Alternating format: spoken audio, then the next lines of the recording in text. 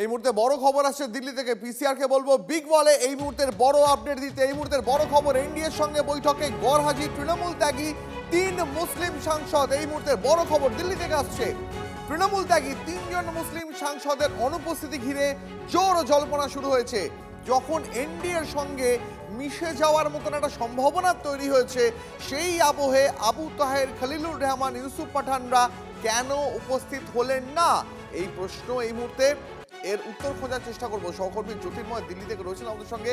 জ্যোতির্ময়, এই 3 তৃণমূল ত্যাগী সাংসদের অনুপস্থিতি নিয়ে এখন তো জোর জল্পনা শুরু হয়ে গেল।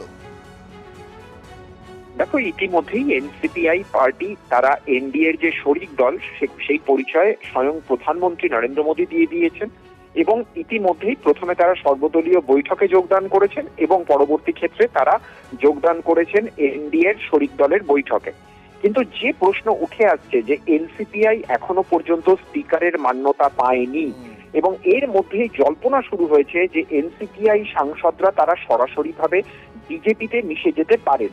আর এখানেই 3 জন মুসলিম সাংসদ তাদের অবস্থান নিয়ে প্রশ্ন উঠছে।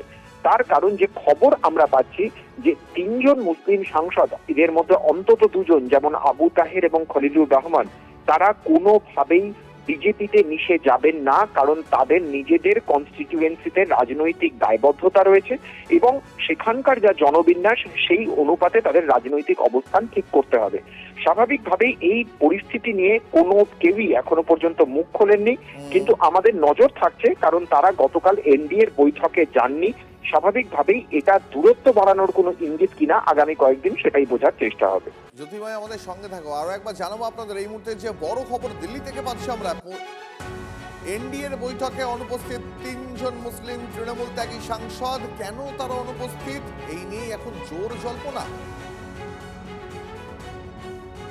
এনডিএর সঙ্গে তৃণমূল ত্যাগী সাংসদের বৈঠকে গড়হাজির 3 মুসলিম সাংসদ। তৃণমূল ত্যাগী 3 এই মুসলিম সাংসদের অনুপস্থিতি ঘিরে এখন জোর জল্পনা। এনডিএর বৈঠকে উপস্থিত ছিলেন না আবু তাহের, খলিলুর রহমান, ইউসুফ পাঠানরা। বিজেপিতে মিশে যেতে পারে এনসিপিআই। এই জল্পনার মধ্যেই এই 3 মুসলিম সাংসদের ভবিষ্যৎ পদক্ষেপ নিয়ে এখন অনিশ্চয়তা। এনডিএর বৈঠকে ছিলেন না ইউসুফ পাঠান, এনডিএর বৈঠকে ছিলেন না আবু তাহের, ছিলেন না খলিলুর রহমান। বিজেপিতে মিশে যেতে পারে এনসিপিআই। এই আবহে এই 3 মুসলিম সাংসদের অনুপস্থিতি, এই নিয়ে এখন জোর জল্পনা।